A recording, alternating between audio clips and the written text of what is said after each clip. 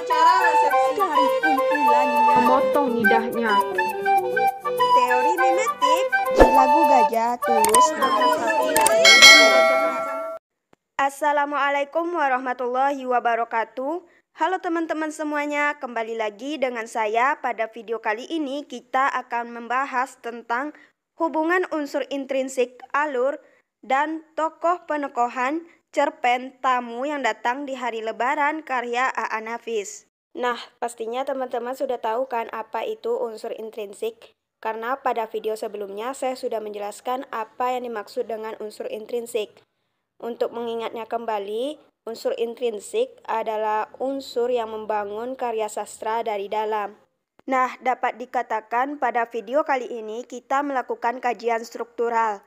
Bagi teman-teman yang belum tahu kajian struktural atau strukturalisme itu apa, menurut Nurgiantoro, strukturalisme dapat dipandang sebagai salah satu pendekatan kesastraan yang menekankan pada kajian hubungan antar unsur pembangun karya yang bersangkutan.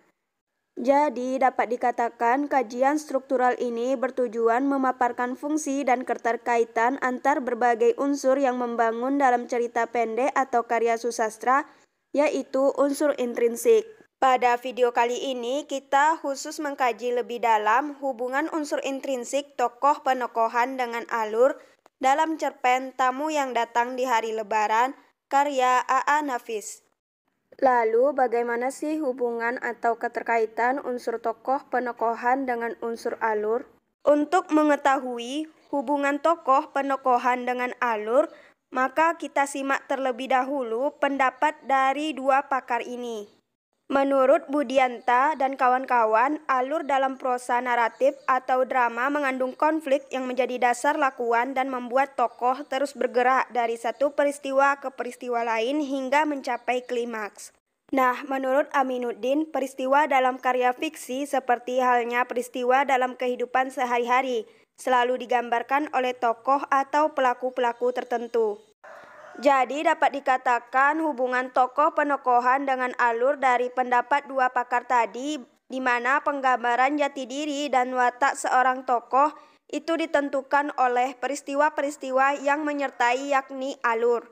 Bagaimana ia bertindak atau menyikapi suatu peristiwa tersebut dapat menggambarkan penokohannya atau wataknya. Dan sebaliknya, peristiwa-peristiwa atau alur itu sendiri digambarkan oleh tokoh. Namun dalam hubungan alur dengan tokoh penokohan yang paling terkait adalah tokoh utama. Hal ini dikarenakan tokoh utama yang sering mengalami peristiwa sehingga tokoh utama yang lebih dominan menggerakkan alur atau plot. Sedangkan tokoh tambahan itu hanya muncul ketika terkait dengan peristiwa yang dialami oleh tokoh utama. Selain itu, dalam cerpen Tamu yang Datang di Hari Lebaran, tokoh-tokoh pembantu serta penokohannya itu berdasarkan sinopsis dan dialog tokoh utama. Sehingga dalam mengkaji hubungan tokoh penokohan dengan alur, kita fokuskan kajian pada tokoh utama dalam cerpen ini.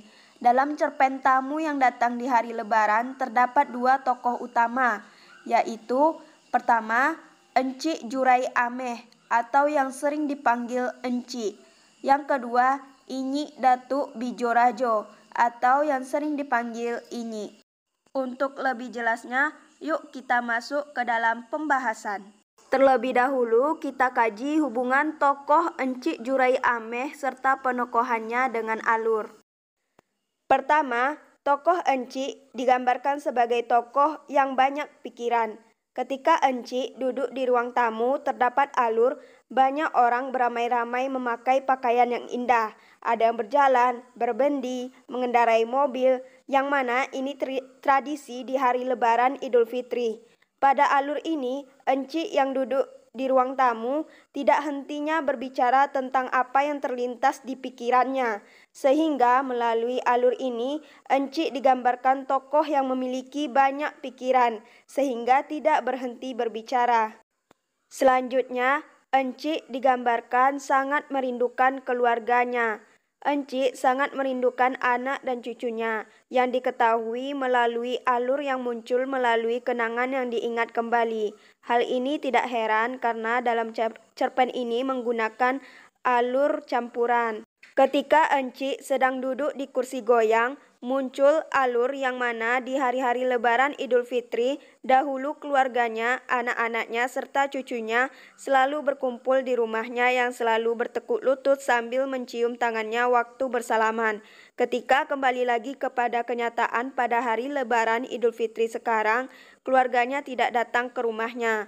Melalui alur ini, peristiwa dahulu yang dikenangnya itu menggambarkan Enci adalah sosok yang merasa kesepian sehingga merindukan anak dan cucunya untuk berkumpul bersama. Selanjutnya, alur yang muncul adalah dulu di waktu anaknya masih kecil, Enci mendatangkan guru agama ke rumah untuk mendidik anak-anaknya. Melalui alur tersebut, Enci adalah seorang ibu yang sangat peduli terhadap pendidikan agama anaknya agar menjadi anak yang beriman setelah dewasa.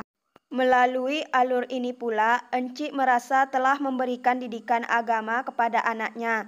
Namun setelah dewasa dan hidup makmur, anaknya selalu melukai hati Enci. Bahkan di hari Lebaran Idul Fitri, anaknya tidak datang untuk mengunjungi orang tuanya dengan berbagai alasan. Sehingga melalui alur ini, Enci sangat kesal dan kecewa terhadap anak-anaknya. Selanjutnya, Inyi Datuk Bijorajo. Pertama, Inyi digambarkan sebagai tokoh yang idealis dan berani. Ketika Inyi merenung, muncul alur di mana dahulu ia menjadi gubernur. Ia berani mengubah tradisi lama yang mana ini sangat sulit dilakukan jika sudah melekat pada masyarakat. Sehingga ia pernah dipojokkan sebagai kepala pemerintah. Selanjutnya, Inyi digambarkan sebagai tokoh yang memiliki karakter pendendam.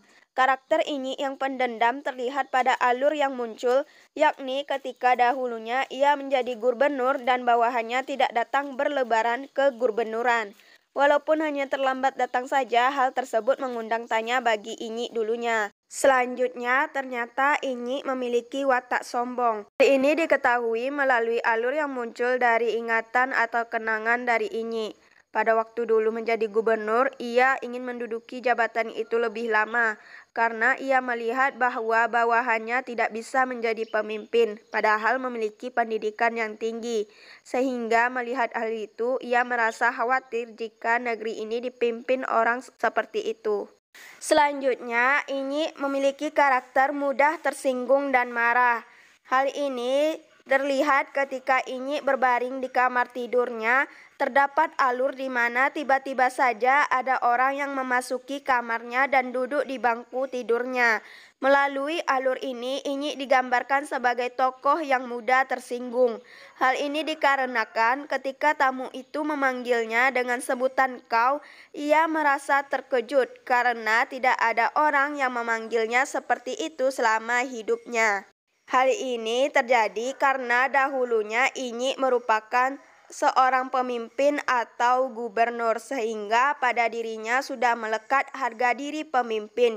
Jika seseorang tidak menghargainya atau memanggilnya dengan sebutan yang kurang mengenakan, maka ia mudah tersinggung hatinya. Lalu alur pun berlanjut ketika tamu tersebut tiba-tiba juga menasihati Inyi karena sombong menganggap bahwa tidak ada yang pantas menjadi gubernur atau pemimpin setelah dia. Inyi merasa harga dirinya tersinggung dan ingin marah. Selanjutnya, Inyi adalah sosok yang pasrah. Penokohan Inyi yang pasrah tergambarkan melalui alur ketika ia mengetahui bahwa yang datang ke kamarnya secara tiba-tiba adalah malaikat maut. Inyi pun pasrah dengan kehadiran malaikat maut dengan mengatakan bahwa ini berarti sudah waktunya. Ternyata Inyi juga memiliki karakter baik hati. Alur berlanjut ketika Inyi mengatakan sudah waktunya, malaikat maut mengatakan belum waktunya bagi Inyi, sebab ia datang hanya karena berurusan dengan Enci. Mengetahui hal itu, Inyi mengatakan jika waktunya sudah tiba, maka ia tidak ingin menyiksa bangsanya. Namun tamu yang disangka malaikat maut itu mengatakan bahwa Inyi tak akan menyiksa bangsanya karena dia bukan lagi pemimpin. Nah, teman-teman, itulah tadi pembahasan kita tentang hubungan tokoh penokohan dengan alur. Semoga video ini bermanfaat. Sampai jumpa di video selanjutnya. Assalamualaikum warahmatullahi wabarakatuh.